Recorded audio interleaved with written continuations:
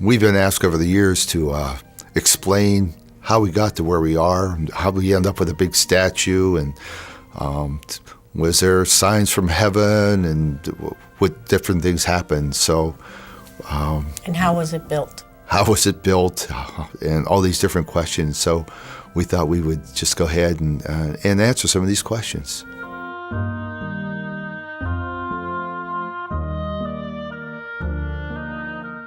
We were living up in Paynesville, and my mom and dad showed up, and we were visiting with us as normal. And one morning, my dad's reading the newspaper, and he says, "Son," he said, "there's a farm for sale in Windsor." He says, "Why don't you go down and buy it? It has free gas." And I said, "Dad," I said, great idea. I said, "but, why don't we go look at it and make a decision, based on what we see?" And we drove down to look at this place, Pat and I, my folks. It was a dump. And we had foster kids at the time.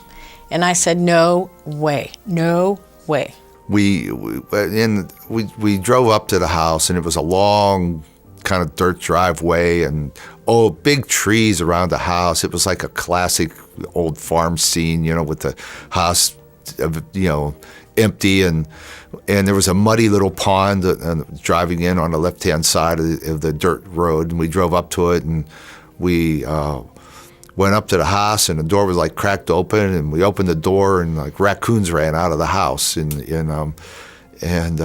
was a mess. We went ahead and thought about it, and we said, well, we'd make an offer on this house. So we did make an offer on the house, and the man who was the owner said, okay. We sent him hand money, and he took the offer, and we called the foster people. We said, hey, listen, we're going to be moving. We're going to be moving into Ashtabula County, and so we just want to let you know. We'll be transferring the foster children, and they said, oh, wait a minute. No, you can't take the kids with you. And Pat said, what? So we can't take the kids with us. She tells me, she said, Ed, we aren't moving. I said, Pat, we called this guy. We are not putting these foster kids through this anymore. We are not moving. So I called the man, the owner, called him back, and I said, listen, I told him the whole situation. He said, well, Mr. Hines, he says, I appreciate that. He says, I'll send your money back. No problem, he said. So then about 2 days later, the foster people called us. You know what? We talked about it. We don't think there's a problem. We think it's okay as long as you keep coming back to the Paynesville, to our meetings and that, and we're fine with that. So I quickly called the owner back, and I said, there's been a change of the foster care in Lake County. They said that they have no problem with us moving the kids.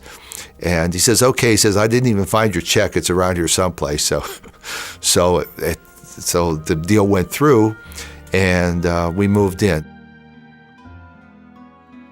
After a lot of renovation and a lot of dirt moved, and we had the house at least livable, and I was running back and forth to Paynesville almost every day with the foster kids, and that was getting to be a hassle, but they loved it there.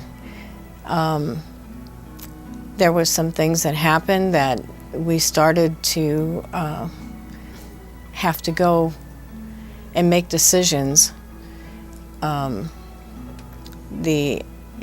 We got a tax bill from the IRS saying that we owed a lot of money, and we didn't have that kind of money at the time. So in talking with Ed, we decided we had to find an attorney. Yeah, we had declared bankruptcy and moved away. We prayed, we came back.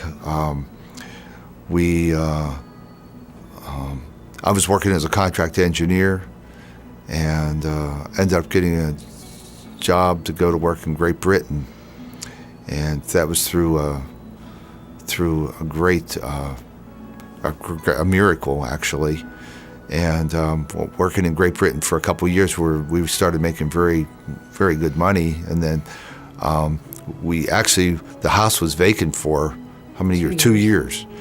And we bought the house back. We paid it off in a year, and then that's where we came with the Thanksgiving. It was a miracle that we got the place back. We gave all credit to God. We moved back in, and we started redoing it because I was ended up actually forming my own company, and from that formation of a company with 48 engineers working for me in Great Britain, we were making excellent money, and that's what started us the transformation of the property that's where we could get the money to do. Pat said we built the grotto on the island. The grotto wasn't a thing because the boys called us up in England and said, "If you want this grotto, Mom, where are we going to get all this stone to make this grotto?" And I said, well, if Mary wants it, you'll find it. And they tore off the old front porch, and lo and behold, there was all the stones to make the grotto. They found just huge amount of stone underneath there, and there was water there, and they skidded the stone across to the island on a skid underwater, winched across there, and built up the island, and then built a bridge over to there, and that's how the first grotto happened. In the meantime, Pat was starting the construction of the. It was supposed to be I asked her to build a pavilion, and I came home, and the pavilion had turned into a church, a hall. And then we started inviting speakers, and like Pat was saying, we feel the grace of God. Tony Zuniga came to speak, and then he was inspired by God, God the Father. He said, told him that we should build this statue of Our Lady Guadalupe. And I said, how big? He said, it would be the largest one in the world. How big is the largest one right now? And 30 feet, 33 feet. We'll make this one. Well, no, it was 15 feet or something. He said, we'll make this one 33 feet, 1 foot for every year of the life of Christ. And she turned out to be 50 feet because we added the angel and the moon on the bottom and the complete statue. So that's how basically it was came from heaven, directly from heaven. We would build this statue, and that was just an answer to our prayer. We wanted to do something in Thanksgiving. Well, the first step was Tony's idea. When we walked in, he drove overnight from Pennsylvania and said, "I'll be there tomorrow." So he knew right away. I mean, he's a speaker. He's written 2 books. He's traveled everywhere, and his answer says, "I'll be there tomorrow." And he came the next day. And we sat on the front porch, and we told him how we ended up there, and we walked, and I was telling him about all the different statues we're going to have there, all the different saints and the different sets of Our Lady. And when I mentioned Our Lady Guadalupe, he went on for like half an hour or an hour talking about Our Lady Guadalupe, and I was so impressed with that. I said, Tony, you have such a great love of Our Lady Guadalupe. Why don't you choose the location for her statue? And what he said next really impressed me, because he didn't say, oh yeah, right where you pull in the driveway, Ed, let's put our statue right there. What he said next was very important to me. He said, Ed, he says, let me pray about that, and I'll tell you tomorrow. I meet Tony in the property, and he comes out there, and he says, I said, well, Tony, I said, do you have a good sleep well and all? And he said, yes. I said, well, did you pray about the statue? He said, yes, I prayed. He said, and God answered me. I don't know Tony very well. I just heard him. I said, what do you mean God answered you? He said, well, God spoke to me. I said, well, what did God say? He said, she's going back there by the big pond. I said, well, there's no pond there. There's no lake. There's not even any water in there. We're still digging it. He said, yeah, there's a problem. I said, what's the problem, Tony? He said, she's going to be a little larger than normal. I said, a little larger than normal. I said, well, she's going to be like 20 feet? No, larger. 25 feet? Larger. Wait a minute, how large? It's going to be the largest statue of Our Lady of Guadalupe in the world. And the first thing that came into my mind was, how large is the largest statue right now, Tony? He said, the largest one I know is 33 feet, or 30 feet. He says, and he said, let's make this one 33 feet, 1 foot for every year of the life of Christ. And I said, okay, I figured if God spoke to him, from heaven, I had no idea how we were going to do this, but I believed him. And I said, you find somebody who could do something like that, and we will go ahead and build this statue. Well, Tony said, I'll call you when I find the artist to do it. So a couple weeks later, he calls and he goes, well, I found an artist in California. It's going to take him 4 years before he can do it, and I know, and he's very expensive. God wants this done now. Okay. Sculptor. So then he calls back a couple weeks later. I found another one. He's in West Virginia, but he can't do it for 2 years, and he's very expensive, and God wants this done right now. And so I told Ed, I said, it's never going to happen. And he calls back a couple weeks later and says, I found the artist to do it.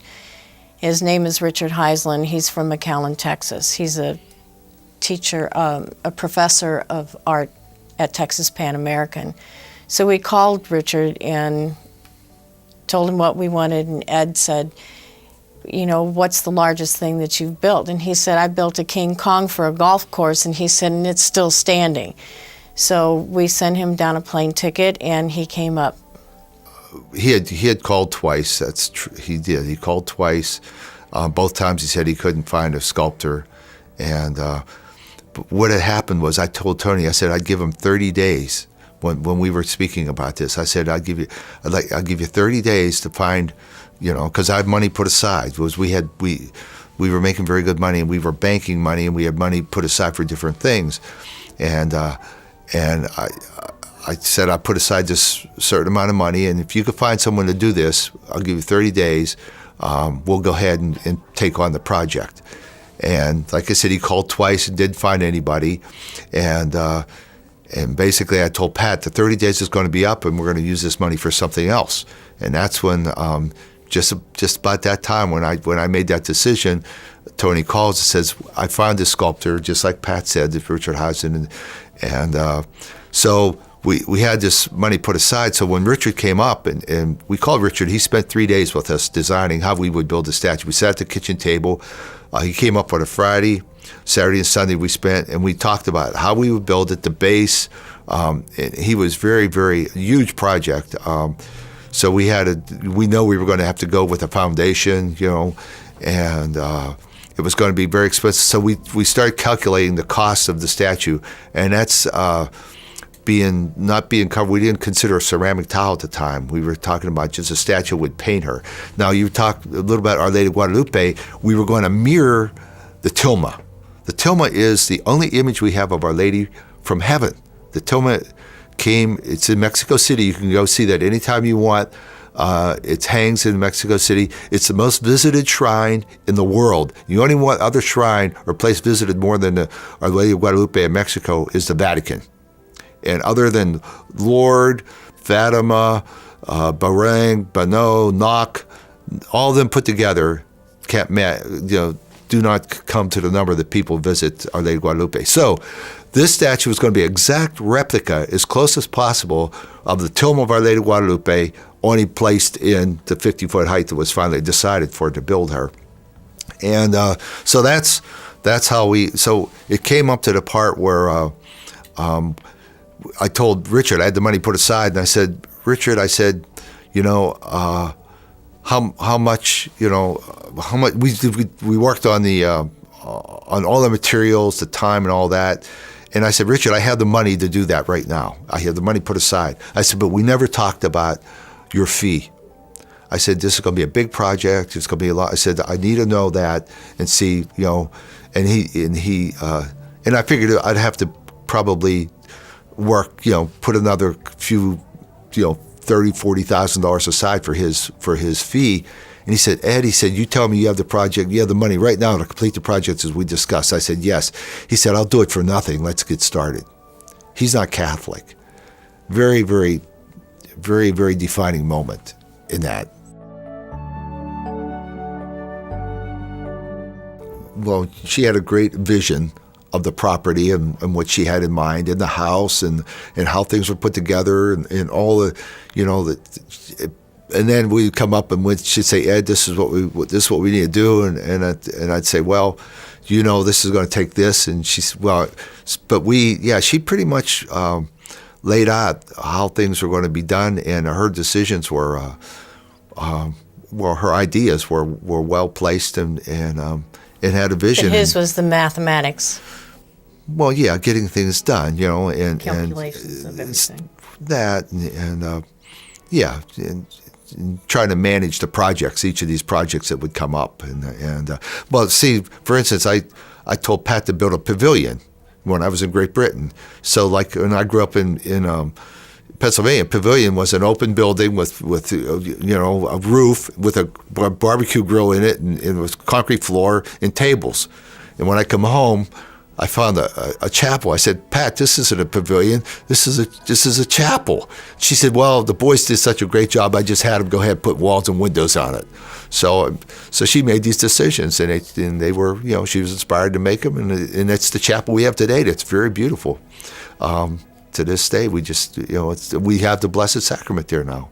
And that place has started out to supposedly be a pavilion, and it now houses Jesus Christ. We had a architect come over and lay out the property and what he thought would be done, how it should look and all this. And again, our input was well placed in that. And so we did have a long-term vision. At first, I believed, and we both did, we thought we should be a farm. So we had animals and we had, the different things like a farm would have, and along with the vision for the statue. When Richard came up, Tony wanted to put the statue on the island, and Richard said there's no way, the island was too small, so we'd have to find another place. So I saw Tony go up around the back of the pond, and he had a Our Lady of Guadalupe prayer card. It was very, very windy that day, and he threw it in the air, and it landed at his feet. It should have landed in the pond. And he said, this is where she's going. Well, there was a tiny little purple flower right there, and that's where she is today. So once we had the location, there was a friend of mine, Pete Paparo, who was I was working in Perry as a contractor. Well, it's that time. Let's see. I met him at Perry when I worked there, and he's a civil engineer. So I called Pete, and he came down, and we discussed the placement of the statue, and he did the workup on it, and basically a set of drawings. How we would do the rebar, how it would be, we would go 18 foot deep with 2 foot pilings, 2 foot hole with rebar reinforced, 10 yards of concrete, and there's four holes in the base. We'd excavate down 2 feet to the top of that, and there would be I think it was 12 by 12 foot square, 14 by 14. I don't quite remember for sure, but we calculated the concrete for that, and he designed the rebar cage for that. In fact, myself and my sons put the rebar cage together, and I did probably most of the welding on that. And we set the rebar cage in there. Then it had to sit on a 10,000 pound, 2-inch thick steel plate, which he designed. And basically, we designed it for, he being a professional engineer, civil engineer in the state of Ohio. I believe he said the prevailing winds were from the west and would be 90 miles an hour. So we had to worry about the statue. That's why he had to go so deep, because the statue had a cantilever effect, and then we had to have a base for it. So, when we calculated all these dimensions, we pretended Our Lady was one big sheet of plywood, so it had the most force against the plywood. And then we calculated the resistance and the force, so we would know how thick to make the base, how thick to make the big steel plate. And that turned out the calculation, I think, came out to be 1 7/8 inch. So we ordered a 2-inch thick steel plate. I think it was 10,000 pounds. It came on a flatbed trailer, and we lifted it and set it in place on top of the rebar cage, and we poured 23 yards of concrete. And I remember to pour distinctly, because we had the professional, Pete was there, and we had to stamp the drawings, and he wanted to see the pour. It had to be a continuous pour. So 23 yards of concrete we had called 3 trucks, and the trucks would come, and we were down to the last pour, and they said, we're going to run out of concrete. And I had calculated the concrete for it, and I said, I can't believe it. I said, no, Ed, we're going to be short. There's got to be 1 pour. So I called real quick for another truck. I said, send me 3 yards of concrete. It was a minimum load, as fast as you can. I said, we got to continue this pour we got to make. So they said, okay. So we get to hear the trucks coming, and we're pouring, and it comes out that we had a wheelbarrow full left over. We had made the whole pour. I was within 1 wheelbarrow full. Now I had 3 yards of concrete coming. So I told my son, I said, get on the dozer, drive up to the chapel, pull in front of the chapel. We're going to pour this right in front of the chapel. So he pulled up to the chapel. We dropped the blade. We dug down 3 inches with the blade, hand shovel. The guy got off the concrete truck. He said, you guys need some help. So all of us got into shovels, and we made this pour, and that is the pad that is in front of that's how the pad came to be in front of the chapel to this day. And we just built the vestibule is built on that same pad that was poured with 3 yards of concrete that was supposedly not enough for the statue. And that's basically some of the technical stuff how Our Lady got built. Basically, why did you sort of agree to take this thing on? Yeah, I'm wondering that now. No, it was an exciting project. The scale, of course, was quite a challenge, and then the image itself, the Virgin of Guadalupe, is a strong tradition in the Catholic faith, but also in where a lot of the people from the area I'm from, South Texas. It's a very popular image, and it's one that's widely known. And it has a lot of interesting shapes. It's got an interesting history, but a lot of interesting aspects to it. And the whole thing just seemed like quite an exciting project to me. We decided to go with the steel rebar and concrete skin, and then ceramic tile to finish out, the final surface, which I think is appropriate. It'll weather well. The tile should weather very well, as far as the colors won't fade or anything like that. But also the tradition of tile work in Mexico, particularly, is very strong, and so that seemed like a kind of a logical solution, to the surface color. Is this an original design or a replica of something that exists already? It's original, but it's also kind of a composite of a lot of very traditional forms. There are statues, 3-dimensional statues of the Virgin of Guadalupe all over, and this was based on one pretty closely anyway. There's a lot of things about it that are different, but pretty closely based on one that was found in a church in Mission, Texas. Tony Zuniga had seen that particular figure and liked it very much and recommended it to Pat and Ed to consider as a possible starting point. And I live very close to that particular church, and so I was able to get photographs and look at it very closely, study it, and then combine that with other images.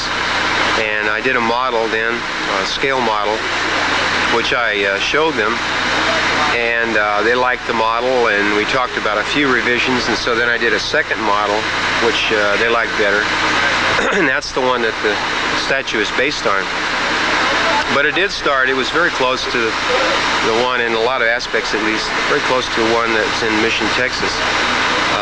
The clouds, the addition of the clouds and the crescent moon were different from that particular statue in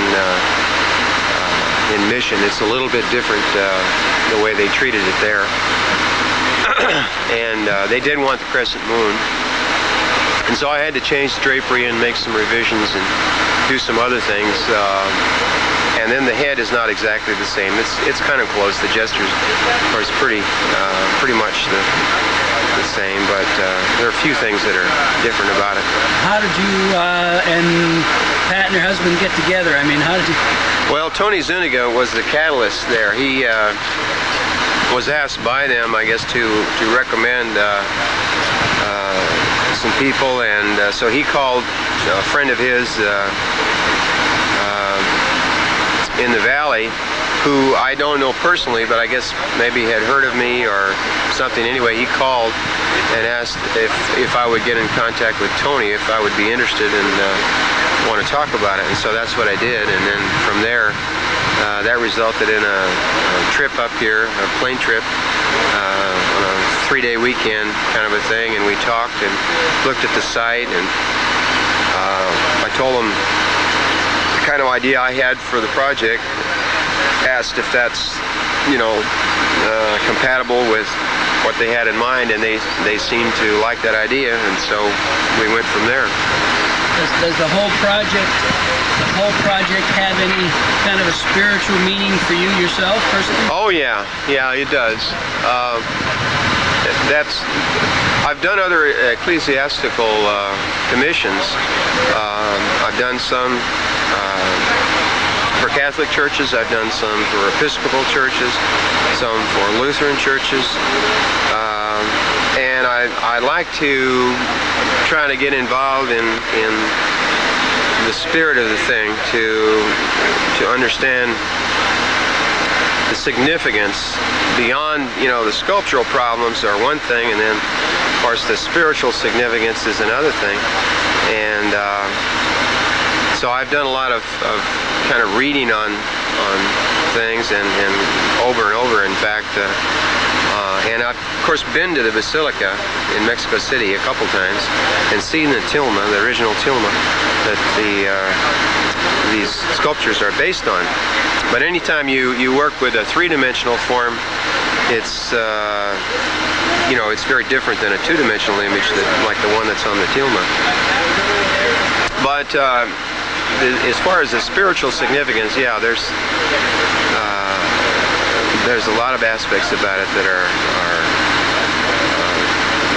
very, very exciting, very interesting to work with, and it has great meaning, of course, to a lot of people in the area I'm from. So I'm pretty much aware of a lot of that aspect. It's not just the problem in form and shape, but and then too, when you talk about the spiritual importance and significance of something like this, everyone has their own expectations, and they want a lot of the subtleties, are sometimes very important to certain people, and other people have other ideas about what they want to see in the figure. And so we hope we'll be able to get a lot of those things in. It's impossible to get them all in because sometimes they run into conflict with each other. Richard worked on this statue in Texas for like 9 months, and the statue had never been stacked to the height of 50 feet because he could only stack one. So when we went to the 50 feet, having never been stacked to 50 feet, you would hope that everything was plumb, without seeing it, and it was perfectly plumb, which meant every piece just went right in, all the bolts lined up, which to me is amazing, absolutely amazing. And before it was erected, we were going to paint the statue at one time. So it was made out of fusion bonded epoxy coated rebar, and that was so that when it was covered with concrete, if this rebar rusted, the rust stains wouldn't come out and come over the paint, because we had originally talked about painting the statue. So that she was, we put the black wire mesh on it, and so she looked. Well, when the sun would come out with the black wire mesh, it would be like thousands of diamonds. It was the sun behind her. It was an amazing photograph. I don't think we ever have anything like that. But she'd be just like one giant diamond in the horizon. It was an amazing picture. You can see some of the pictures at the shrine of what she looked like at that time. So then she was covered with cement, about 3-4 inches thick cement, and that was basically the cement was another problem, because Richard didn't want. We wanted something that would be durable, like I said, because we hadn't talked about covering her with ceramic tile. So we called. Somebody told me to call a big outfit in Cleveland who had an office there. and they did cement work for like Disney World, all these water parks. So they were international and national, big time. Their vice president of that company in Cleveland was so, when he heard our project, he said, I want to come out there. So he came out, and he sat with us, and he said, I want to do something that's kind of to help you out.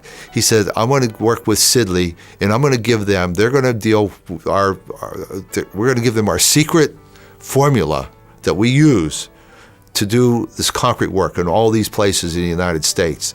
And it'll be done through their quality control people, because it was privileged information. And so that's what Sidley did. Sidley used their formula. So when we sprayed concrete on, it wasn't any old concrete. And this vice president from there, I get no credit for this, nothing. But he came out, and I've never spoken to him since, or But it was like, again, these things. How do you arrange these things? You just can't do this. These things are arranged in heaven, and that's how she was. And then she sat for 1 year, with to cure. And then it was after 1 year that we decided that we weren't going to paint her at all. We were going to put the ceramic tile on her, and that's when we got into that. There's 450,000 mosaic tile. And all the gold tile in that statue were handmade by the students who worked on the statue.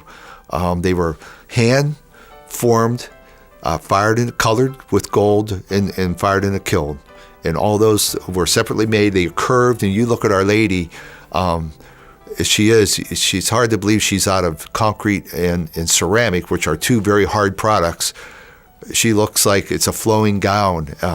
It's just an amazing testimony to when heaven gets involved in our life, and Richard, who's not even Catholic, whose hands were guided, I'm sure, as we sit here, and all the students who worked on the statue.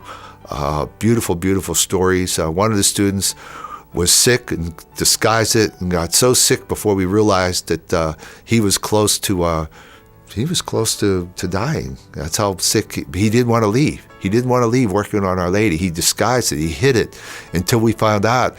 We got him to the Cleveland Clinic, and then we rushed him. Did we fly him back, or they drove him back to Texas, and where he recovered? So a lot of dedication and love and work.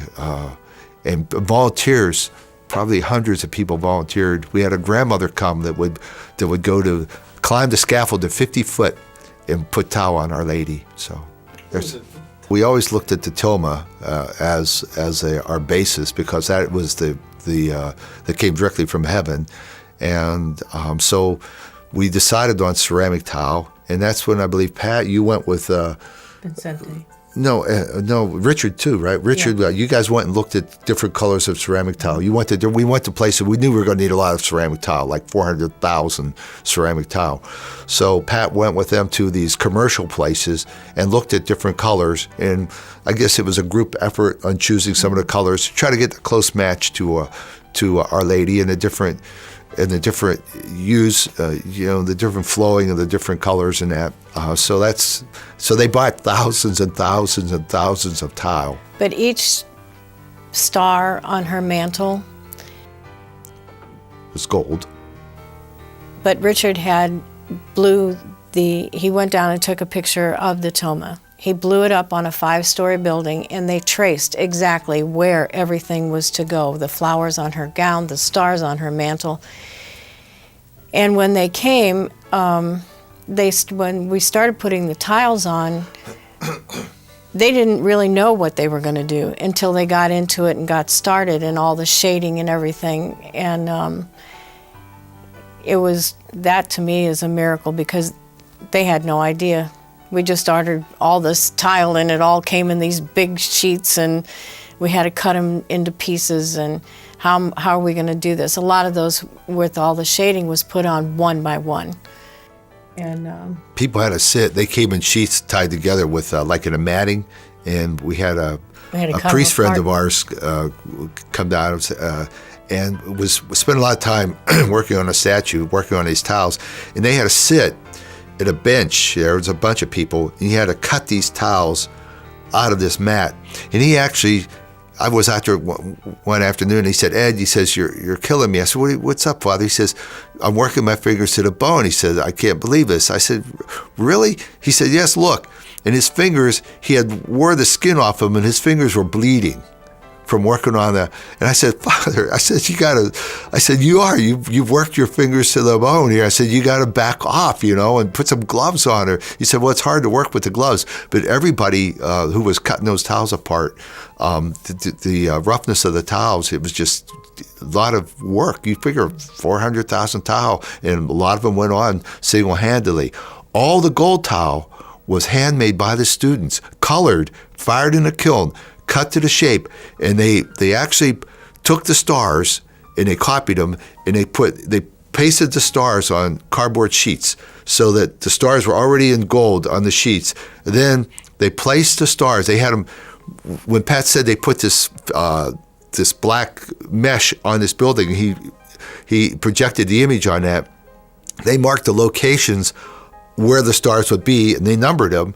Put the stars on these cardboard sheets, and shipped them up along with all that towel was shipped up. They wouldn't trust a commercial. They drove it up in station wagons, and those stars were then placed by that method. With star 1 went here, star 2 there, star 3 there, and each end of the piece had to take off of the cardboard and place it on the statue. Very, very meticulous, very, very well coordinated, and then, like Pat said, all the different colors had to be put on there, and like Richard, Rhoda, Pat, they all had some input into that. Richard was building the statue in his Quonset hut. The students were working on this as part of their project for the university as they're studying to be architects and sculptors, artists. And so all the students were involved in it. He kept them involved, and they got credit. And they actually got credit for coming up and working. They had to volunteer for that, but they did get credit. The reasons I got involved in this is because I got invited to it. It's a pretty neat opportunity to work on such a large-scale piece. I've worked with Heisland in a few projects before while I was his student, and I talked to him, I guess, last Christmas. He let me know about this project that was going on with him and asked if I wanted to help, and I said sure. It wouldn't make a lot of sense to say no. For one, is the type of work that it is. It's a really large-scale sculpture that people seldom get an opportunity to work on. And I know that he does good work, so I knew that I like to work with him, and it's just a good environment in working. And we're lucky that we have a good crew that we all get along with. And, we play around, and people take it the way it should. And we're good, hard workers. What do you think of the value of the piece itself? I mean, the value, I guess it depends on what kind of value you're talking about. Monetary value, well, it's pretty expensive. Value to a person depends what religion you're from. If you're Catholic, or maybe if you just believe in saints, if you believe in the Virgin, then it's very high value. If you're an artist, then it's and if you're just an artist and you don't have the beliefs of the Virgin, then it's still to me it's still of high value because of the materials that we're using, the way we're constructing it, the scale again. The scale keeps coming up, and I guess because not everybody works this large. 50 feet is pretty big, and it takes a lot to get involved in something like that. And they did it for free, although we gave them a stipend. The kids, they each got a stipend to just for being there, and they lived with us. We had our kids, the foster kids. 3 months they lived with us. And there's 10 students, 2 professors, and Pat. They lived with us, and you could. Yeah, we did breakfast, lunch, and dinner, and another friend of mine would help me, and we would go to Kmart. Was the only place that was open all night long at that time, and we'd go there at 3 o'clock in the morning just to be able to get the stuff to come back and make the dinner the breakfast, lunch, and dinner, and then we had this big garden, and so from doing all that, I'd start canning at 5 o'clock in the evening, and someone would stay up with me. But it was an experience that I don't think I'll ever forget, because they were very grateful for what we were doing, and they loved the area. They loved the whole being there. They just felt peace. Well, you go back to the statue, and they'd be talking to each other, and there'd be music, almost always Hispanic music playing, in Mexican, and it was just a happy time. They were just enjoying themselves, and if you could see the statue, the scaffold, we erected the scaffold ourselves, but it was, I think if we would have ever been inspected by OSHA, they would have shut us down. But we were safe. But it wasn't. I've been at so many engineering jobs where, if you got a board that's 3 degrees off a center or something, they'll shut your job down. But we were working for heaven, and we got through it. We were safe, and we tied off when we needed to be tied off. And I can't remember who suggested calling General Electric and asking them to come out and suggest lighting for. There's a General Electric lighting facility someplace, and I can't remember who it was. It might have been Pete, but we ended up. The man came out and he suggested, how we should do this, with the floods, the locations, and all. But I think one of the most remarkable things came from Richard, because in Our Lady. If you look at the tilma, she's in front of the sun. The sun, and this is the tilma is an image that speaks to us, and you could read there's many books out there on the tilma. But to the Aztec Indians, when she appeared to them, she appeared on the hill, and she's standing in front of the sun, and because it said to the Aztecs that she was greater than their sun god. She stood in front of the sun. She's standing on the moon. She's greater than her moon god. She's not God herself, because her hands are folded in prayer. Her 2 fingers are apart like this. The Trinity, the Holy Trinity, 3 persons, 1 God. And all these things. Oh, the stars clung to her. We worship the stars, but they cling to her on her mantle. And all these things. If you look at the statue, it's been investigated. The tilma, it's been investigated. There's many. It speaks in many different ways, like a codex in the old times when they used to find these codex. They still find them. They're all kind of. They find things about them after studying them for 50 years. They'll find out different messages. And Our Lady, that's what she was. She was a codex for the Aztecs, and they came to believe that she was the Mother of God. And so Richard, we wanted to figure out how to light the sun behind her. And with the rays, we used stainless steel. And it was his idea. He said, Ed, we're gonna polish them. I said, yeah, we're gonna polish. He said, no. He says, not like you think. And he said, we're gonna buff them. We're gonna buff them so that there's little tiny particles on the stainless steel, and we'll shine lights up through them, and those little buffed areas will collect that light, and those rays will glow. And that's exactly what happened. We have 2, I think they're 1,500, 3 of them, I think 1,500 watt mercury vapor lights with like a yellow gold light, and they shine up through there, and those rays, they look like they're shining. And it's because all those particles, all those little fragments collect that light. So that was Richard. That was his great idea. And so Richard was input to that, and General Electric kind of suggested how we should light it with floods and wide area. Well, after the statue was finished, it was all still mud, and we were going to be dedicating the statue in September of 1995. So we had to get it done, and I'd contacted some people, and they came out and volunteered to put in all the landscaping and that. So we had a lot of machinery going and hand planting, and it turned out beautiful. And since then, we still, you have to replace the things that die, and now it's still the same. It's almost to the We've had quite a number of landscapers come in. Well, what to help about the us. house and all that? You did all that. The house, the beds, the front, the ponds, Yeah, you were involved in all that. Right. We had a lot of different landscapers come in and to help us out on that. But you were the director. I mean, you directed it. Right. Like, you wanted this, I wanted that. I thought, I was very impressed with it all. I mean, to me, I would have just, it wouldn't look like it does now, that's for sure.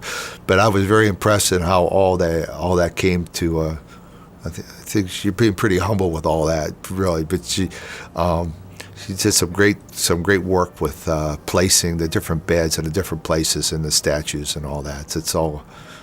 That's an art form. It is absolutely right. And then, I'm not a horticulturist. But, a tree's a tree and a bush is a bush, and it was done very, very well. And she had some good people. I relied on their expertise to do that. Yeah. Well, we had Bishop Tobin come up, and he dedicated the statue. We had a lot of different speakers in that. And the thing that I remember the most was that in the building where our gift shop and banquet hall are now was just an open barn with a huge gravel on the floor. And we said, where are we going to put all these people? They're not going to fit in the chapel. So we moved everything over to the inside of this open barn. There was about 5,600 people there. And it rained, and we had to do all this stuff, and everybody was in that barn. And I remember Bishop Tobin saying, everyone at the consecration knelt down on these hard, big stones. And he just was so impressed with the reverence that everybody had. And as soon as he elevated the host, the sun came out and dried up like it was never had ever rained. And when he dedicated it, then we turned the lights on, and it was beautiful. Had another Monsignor Sifrin came, and we had a procession there with 3 priests, Monsignor Sifrin, Father Miller, and Father McFadden, I believe. We processed with the Blessed Sacrament all the way to the statue. That's why we had the candlelight procession. We had the one picture taken with all the, and I think Monsignor Sifrin consecrated the statue, blessed it with the monstrance, with Jesus in the monstrance.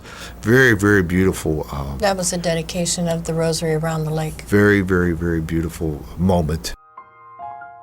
We welcome all pilgrims to come. We have buses that come. We feed them lunch, our dinner whenever they come. We also have a banquet hall that we have wedding receptions in. We have all kinds of parties, any kind of meeting. We do our own catering there. We have a beautiful gift shop, and we welcome all visitors, and they have come from all over the world. People come, number one, they come because they hear about this large statue of Our Lady of Guadalupe and the large statue in the world, and they want to come and see that. So you have the curiosity. People come just to see this landmark, and people are. I love that when people come up and say, "We're not Catholic, can we go look?" I mean, I think it's really cute. No, anyone's allowed on the property. I mean, it's Our Lady of Guadalupe, and so it's beautiful stories. On January the 9th, 2016, we had remodeled the chapel on the inside, and Ed had asked the bishop if we could have the Blessed Sacrament out there. And then he had talked to the bishop. The bishop said, yes, we had a lot of things that we had to do first. And on January 9th, the Blessed Sacrament came to our humble little chapel. And it was the most beautiful ceremony I have ever been to. And the bishop and Monsignor Sifrin and all the other priests that were there, and we had quite a few people there, were very impressed. And they were very glad that we, after 20 years of praying for the Blessed Sacrament to come, he is now residing in our little chapel. People talk about the shrine and Our Lady, and as Catholics, we know that wherever you find Our Lady, her Son is close by. So for years we prayed. Now, Christ is with us wherever we open our hearts to Christ in any location. But in a beautiful way, she waited, and she finally asked her son. You know, she made the arrangements in heaven, and then it was the people were inspired to see the beauty of the shrine and Our Lady, and we were gifted with Jesus to be present with us in the Blessed Sacrament. So it's probably the greatest gift of the shrine was that the presence of Jesus in our chapel. With that, and I give all credit to Our Lady, and to the vision, and to our bishop, and to those who support the shrine and have seen the fruits, and heard the stories, and seen the great things that happened when at the shrine, and so we are very thankful for that. And I don't know how we can get any better than that right now. But I always tell people that when I have an opportunity, that you don't need to come to the shrine to see Jesus. You know, you can just go to your local church and spend 15 minutes, because Jesus waits for us in every tabernacle of the world for a visit. The shrine has been such a beautiful gift from heaven, and what I really love is to see the graces and the feedback from people who have come there and their lives have changed. Let's just say one example of people coming who haven't been able to conceive a child, maybe for 3 years, trying to have a child and no child. They come and they go to Our Lady and they ask for life. And my favorite story was number 8, where they came back and they had twins. Some great stories of some healings. We have one miracle that's registered in the diocese, actually, that was written up and verified by a priest, and the information's at the diocese. We have other personal miracles that people have come and spoken to us about, beautiful personal miracles that cannot be explained away.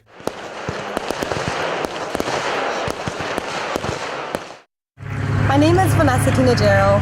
My family and I come from Hampshire, Illinois, and my husband, Pedro Tinajero. We have been blessed with our youngest daughter, Isabella Tinajero.